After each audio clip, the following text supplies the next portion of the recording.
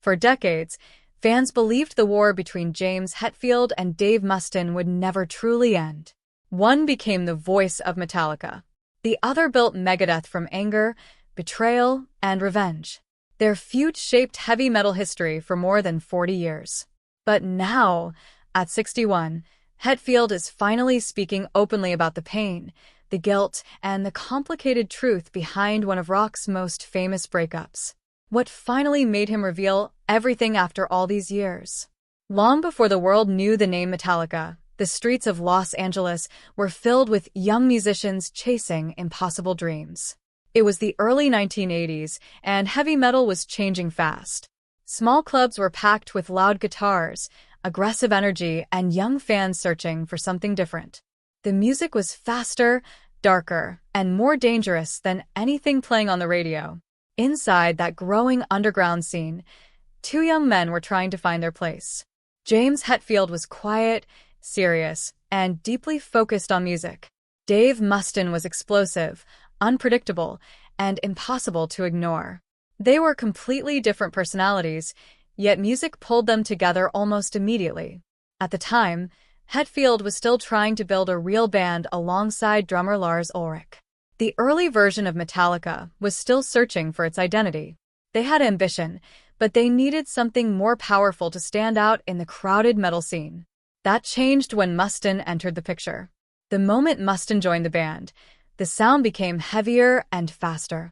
His aggressive guitar style gave Metallica a new edge.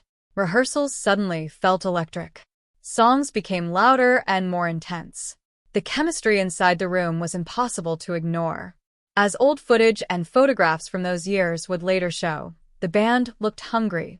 They were young musicians with almost no money, sleeping on floors, sharing tiny apartments, and surviving however they could. Every rehearsal felt like a fight for survival. But behind the excitement, problems were already growing. Mustaine had incredible talent, but he also carried anger that often exploded without warning. Drinking and substance abuse became part of daily life around the band. Arguments happened constantly. Equipment was damaged. Tempers rose quickly. Some nights ended in chaos before the music even started. Still, nobody could deny what Mustaine brought to the group. His riffs helped shape the early sound that would later make Metallica famous. Songs were becoming faster than anything most metal fans had ever heard before. In tiny clubs across Los Angeles, audiences began noticing something special happening on stage. Meanwhile, Hetfield was dealing with pressure in his own way. He was not naturally confident during those early years. On stage, he looked powerful. Off stage, he often struggled with fear, insecurity, and frustration. Music became the place where he could finally release those emotions. As the band practiced longer hours and performed more shows, the friendship between Hetfield and Mustaine became complicated. Some days they laughed together like brothers. Other days they nearly fought each other. Their personalities clashed constantly, but their creative energy kept pushing the band forward. The underground metal scene was also becoming more competitive. Bands were fighting for attention everywhere. Record labels were beginning to notice this new aggressive style of music emerging from California. Every performance suddenly felt important. Soon, Metallica started building a loyal following. Fans passed around demo tapes. Crowds grew larger at local shows. The band's reputation spread beyond Los Angeles. Young metal fans were drawn to the speed, anger, and raw energy coming from the stage. But success also brought more pressure. The members of the band were spending almost every moment together. Long rehearsals turned into exhausting nights filled with drinking, arguments, and tension. Small personal problems slowly became serious conflicts. Mustaine's behavior was becoming harder to control. Some band members worried that the chaos would eventually destroy everything they had built. At the same time, there was also loyalty between them. They had struggled together from the beginning. They had shared broken apartments, cheap food, and endless uncertainty. In many ways, they felt like family. That emotional connection made the situation even more painful. As the months passed, the tension became impossible to ignore. Stories from those years described violent arguments, reckless behavior, and emotional breakdowns behind the scenes. Yet somehow, the music kept getting better. The anger inside the band was pouring directly into the songs. In 1982, Metallica recorded the No Life Till Leather demo, a tape that helped push the band into the growing underground metal movement. Fans across the country started paying attention. The future suddenly looked real. Soon, a major opportunity arrived. The band prepared to travel to New York to record what would become their first album, Kill 'Em All. It was the moment they had dreamed about for years. For young musicians living in chaos, this was supposed to be the beginning of everything. But behind the excitement, trust inside the band was collapsing. The constant fighting, drinking, and unpredictable behavior had pushed relationships to the edge. Some members quietly began questioning whether Mustaine could remain part of the group at all. As the journey to New York began, nobody fully understood how serious the situation had become. To fans watching from the outside, Metallica looked unstoppable. But inside the band, the pressure was turning dangerous. And soon, one decision would change the future of heavy metal forever. But one brutal decision during a trip to New York would change all their lives forever. In early 1983, Metallica was finally moving towards something bigger than small clubs and underground demo tapes. After years of struggle, the band had secured the chance to record its first studio album in New York. For four young musicians chasing fame, it felt like the beginning of a new life. But behind the excitement, the tension inside the band had reached a breaking point. The trip across the country was filled with frustration, exhaustion, and conflict. Arguments happened constantly. Alcohol and drugs continued creating problems. According to many stories from those days, the atmosphere inside the group felt unstable almost every hour. Dave Mustaine remained one of the most talented musicians in the band, but his behavior was becoming impossible to control. Fights broke out over small issues. Some moments turned violent. Equipment was damaged. Friendships inside the group were beginning to collapse under the pressure. Meanwhile, James Hetfield and drummer Lars Ulrich were focused completely on survival. They believed Metallica finally had a real chance to succeed, and they feared the chaos surrounding Mustaine could destroy everything before it even began. At the same time, the decision they were considering was deeply personal. This was not just another band member. Mustaine had helped shape the group from the beginning. His aggressive riffs and guitar work had become part of Metallica's identity. Removing him would not only change the lineup, it would change the sound of the band itself. Still, the pressure kept building. Then came the moment that would become one of the most famous stories in heavy metal history. While the band was in New York preparing for recording sessions, Mustaine was suddenly told he was out of the group. According to later interviews, there was almost no discussion. No long meeting.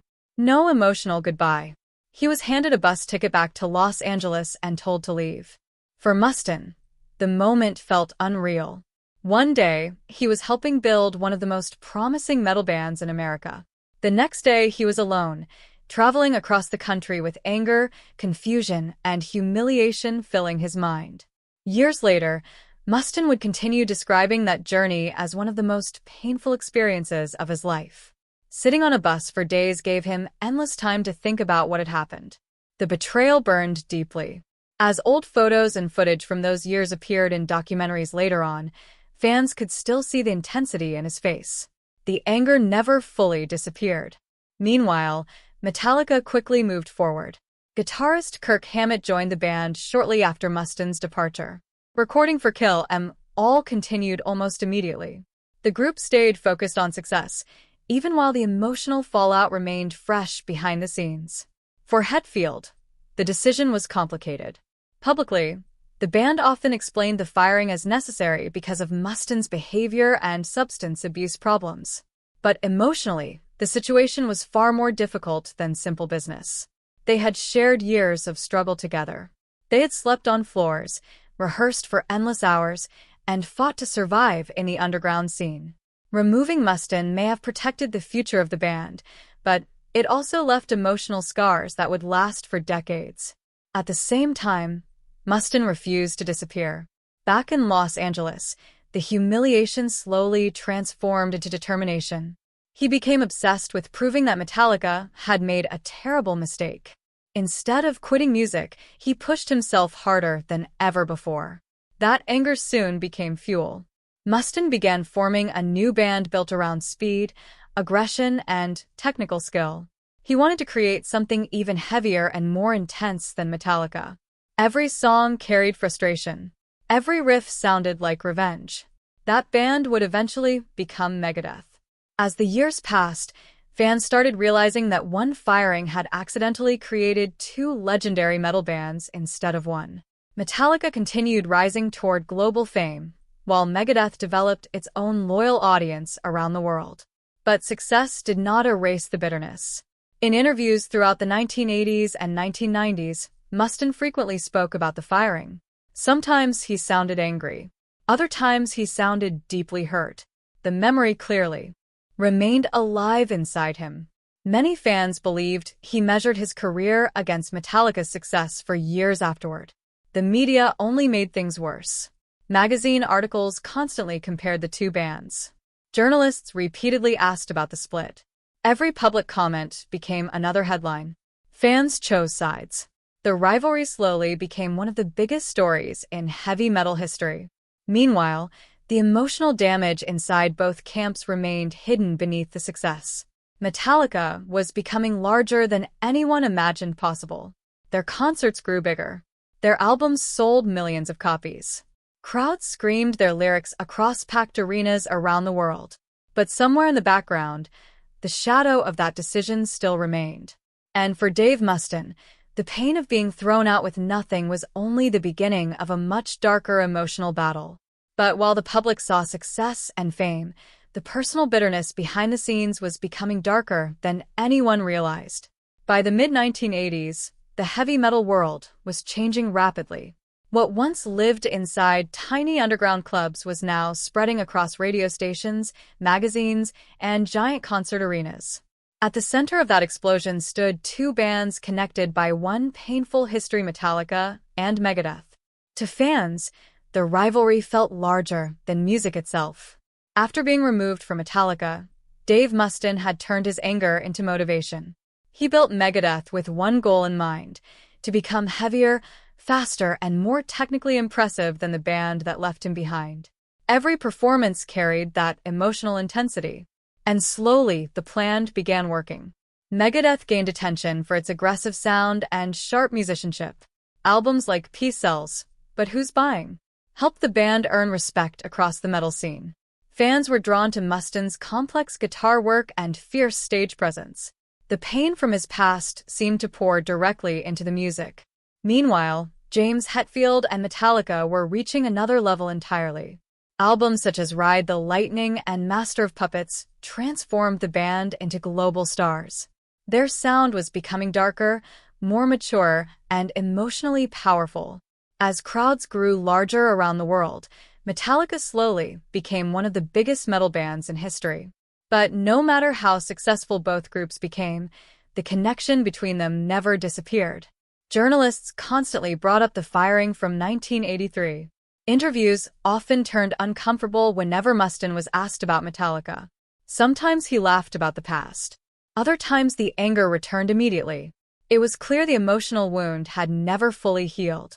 For many years, Mustaine openly admitted that watching Metallica's rise was painful.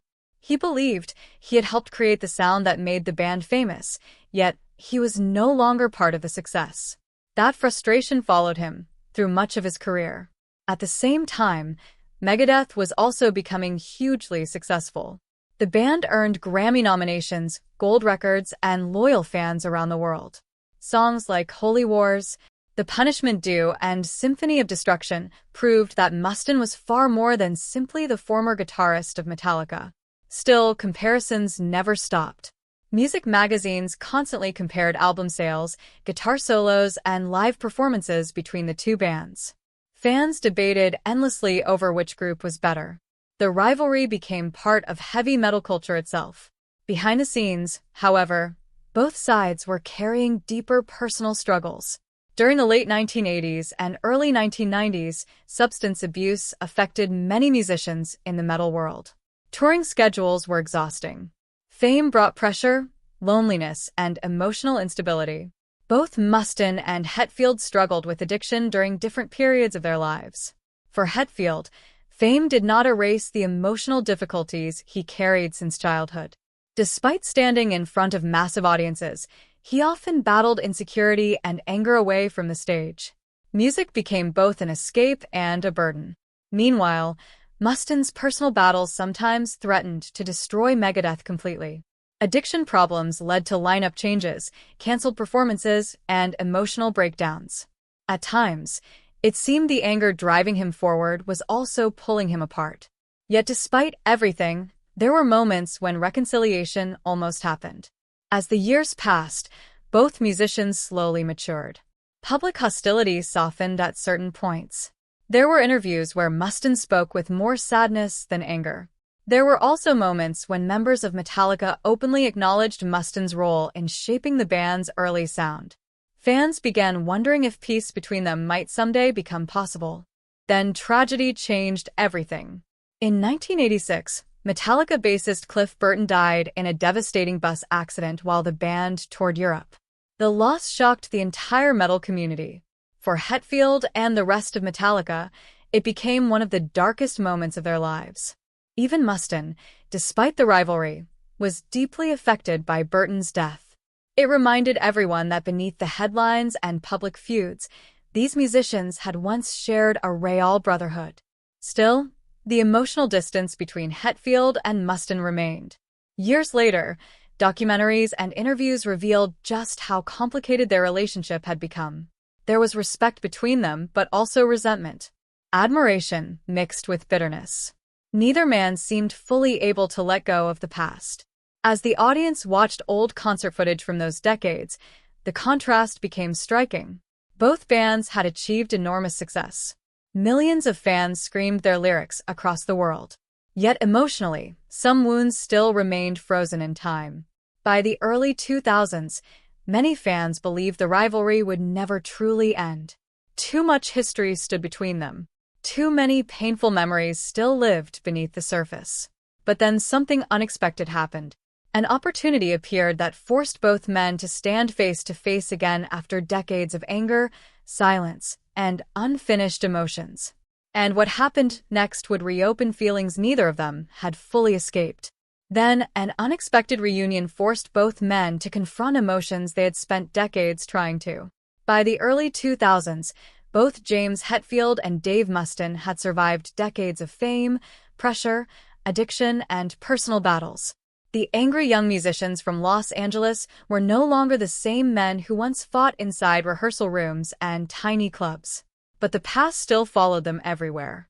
For years, fans believed the rivalry between Metallica and Megadeth would never truly heal. Interviews continued reopening old wounds. Magazine headlines kept the story alive. Even as both bands grew older, the firing of Mustaine remained one of the most discussed moments in heavy metal history. Then something unexpected happened. In 2004, Metallica released the documentary, Some Kind of Monster. The film showed a side of the band that fans had never seen before. Instead of powerful rock stars standing confidently on stage, audiences watched exhausted men struggling with emotional pain, therapy sessions, addiction recovery, and broken relationships inside the band itself. One moment in particular shocked viewers around the world. During the documentary, Mustaine met with Lars Ulrich for an emotional conversation about the past. Sitting face to face after years of bitterness, Mustaine finally spoke openly about how deeply the firing had hurt him. His voice carried anger, sadness, and disappointment all at once. He admitted that even after building Megadeth into a successful band, part of him still felt damaged by what happened in 1983. For many fans, it was the first time the rivalry stopped feeling like entertainment. Suddenly, the story became deeply human. Meanwhile, Hetfield watched much of this from a different emotional place. By that time, he had also begun confronting his own personal struggles. Years of addiction and emotional pressure had pushed him into rehabilitation programs and therapy. The confident frontman seen on stage was privately dealing with pain that few people fully understood. As the years passed, both musicians slowly changed. Age brought perspective. Time softened some of the anger. Public comments between the two men became less hostile. While tension still existed, moments of mutual respect slowly started appearing in interviews and public appearances. Then came one of the most surprising moments in metal history.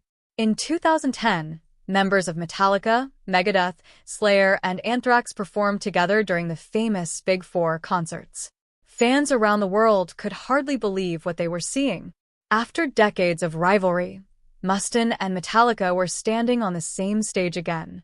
As cameras captured the moment, audiences saw smiles, handshakes, and shared performances that once seemed impossible. For older fans who remembered the hatred of the 1980s and 1990s, the scene felt emotional and unreal at the same time.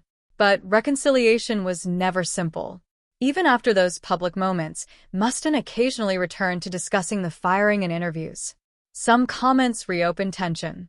Old emotions still lived beneath the surface. Certain memories simply refused to disappear completely. At the same time, Hetfield became more reflective as he grew older. In interviews during his late 50s and early 60s, he began speaking more honestly about his life, mistakes, and emotional struggles. Fans noticed a quieter and more thoughtful side of the legendary frontman.